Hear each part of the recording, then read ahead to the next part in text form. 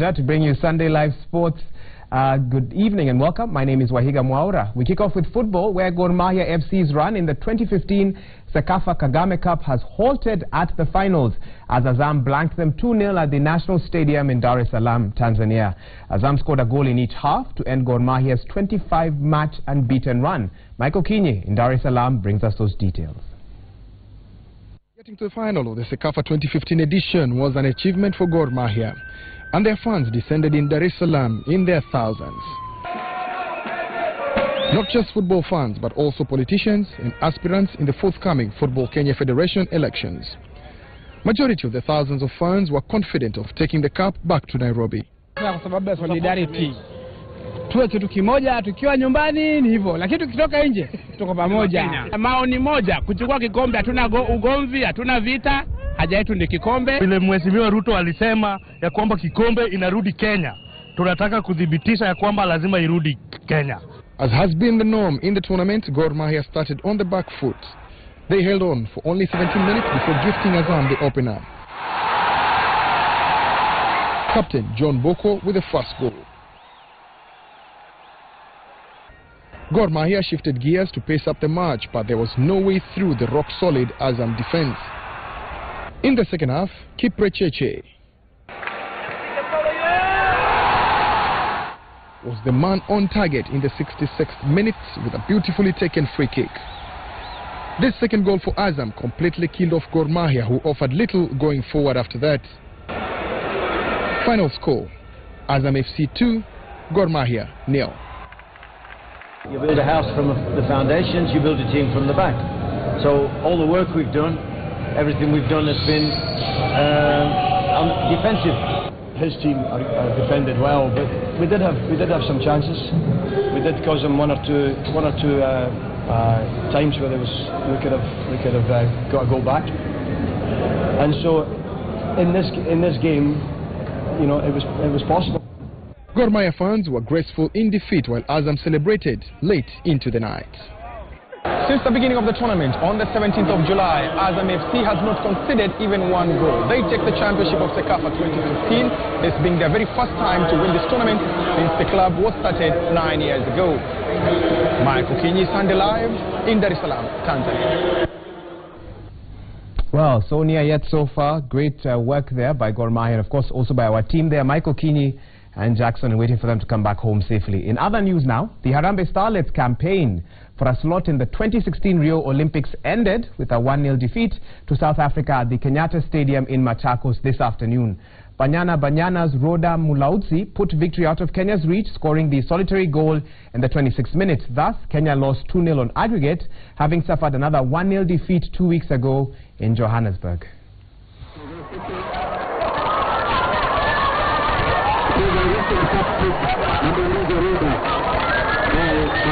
It was a fighting game. We couldn't get out of the fight.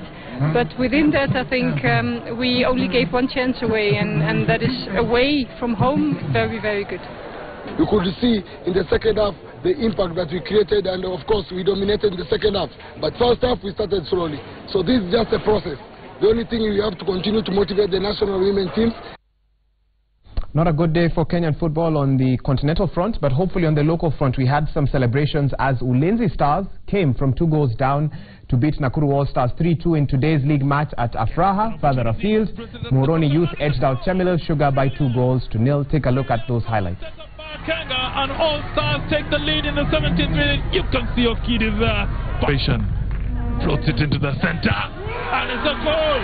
Brilliant goal, the All-Stars, and it's John Dirango with his goal. Opportunity, player goes down, and Ulinzi have pulled one back. Defending, Ulinzi attacking, now opportunity in front of goal, shot! Beautiful equalizer, and it's Enos Ochieng, the man who's just come on as a second half substitute. With the free kick by James Aruni. Still a shot at goal, opportunity. Ulinzi taking the lead.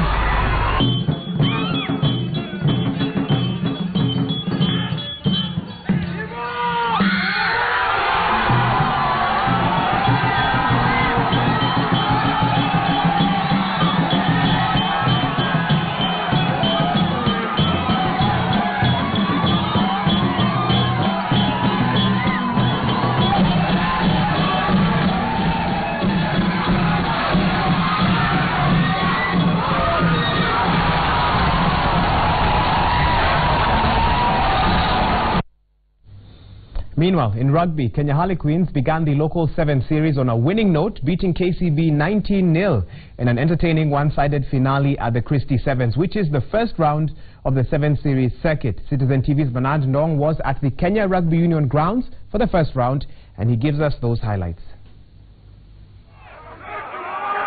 Kenya Harlequins sealed their place to the final after a nerve-wracking 21-14 victory over Nondescripts in the semi-final.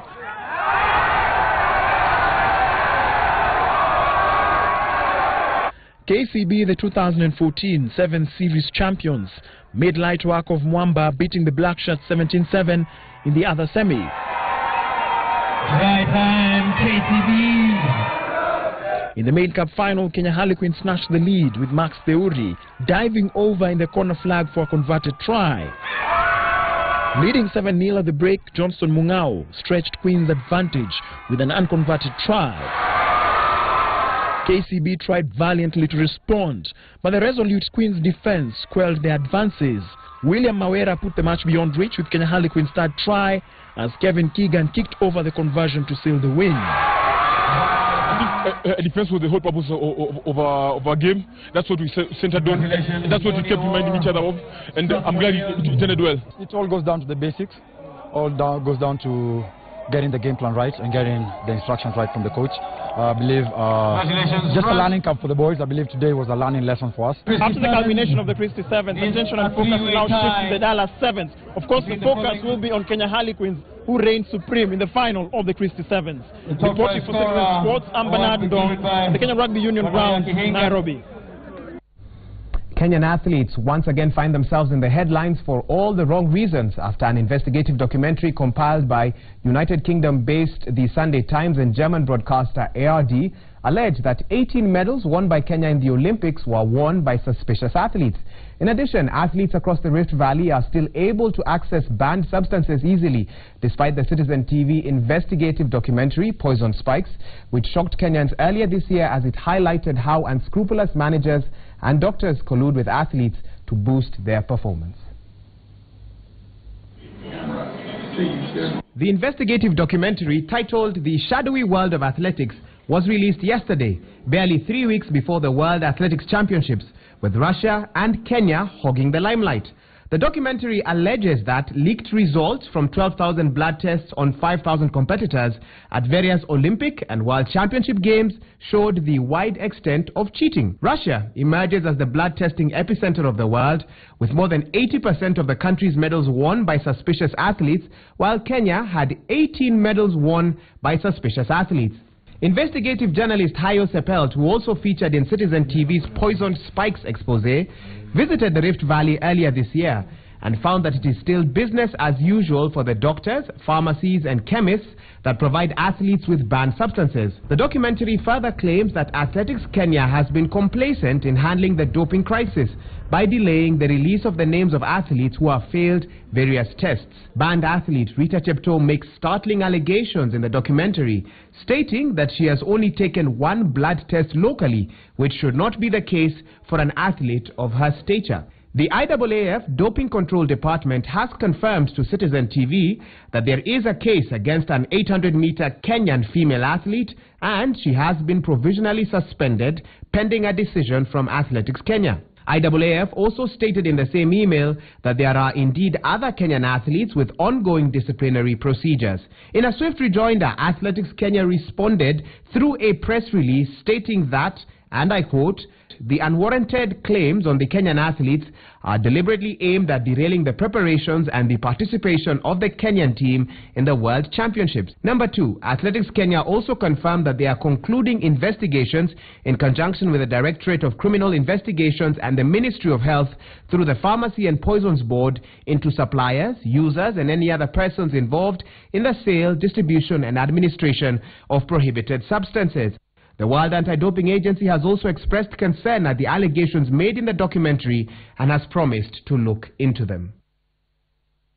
Well, Julie Gishuru has some interesting views on doping. We'll be talking a bit about that with her in just a bit. But on to football, where Alex Oxlade-Chamberlain fired Arsenal to their first trophy of the new season with a 1-0 victory over Chelsea and the Community Shield. This was their second win in a row and the first time that Arsenal's Arsene Wenger has gotten the better of Chelsea's Jose Mourinho in 13 attempts.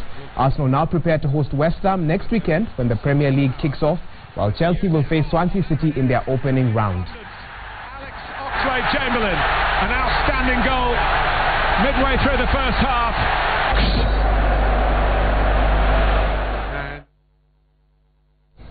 And in other news making headlines, Manchester City conceded 4 goals to VfB Stuttgart in just 36 minutes, slumping to a 4-2 defeat in a pre-season friendly that was played yesterday. Here are the highlights of that match. Melbourne City, as there's a chance here, and it's taken. Champions League and the Cups. As did Derby. It's a brilliant run from him, and it's ended up in the back of the net. Derby, score of the second, flicking the ball through. Lovely ball for Harnik. He's going to be free, and it is. And controlled at the back. City have been torn apart again here, and it's 4. And that's a lovely touch from Raheem Sterling. Surely it's going to be the goal here, and it is. It is Raheem Sterling again, in that typical style of his, going direct, and it could be a second. Meanwhile, Paris Saint-Germain continued their fine form by edging out Lyon 2-0 and winning the French Super Cup title in the process. Serge Aurier found the back of the net in the 11th minute with a simple header, while Edinson Cavani doubled the lead 6 minutes later. This is the 5th time that PSG have won the French Super Cup title, 3 times less than their opponents. Meanwhile, members of an international team of skydivers joined hands as they flew head down, breaking the world skydiving record formation. 164 skydivers built the largest ever vertical skydiving formation, a giant flower. While some traveled at speeds of up to 240 miles per hour, the skydivers held this flower formation for several seconds before breaking away. And finally, 15 teams battle it out in an unusual trophy in northern Germany yesterday. The Golden Handbag competition awarded to the winners of the annual Handbag Throwing World Championship. Whoever said that men can't hold handbags need to take a look at this sport.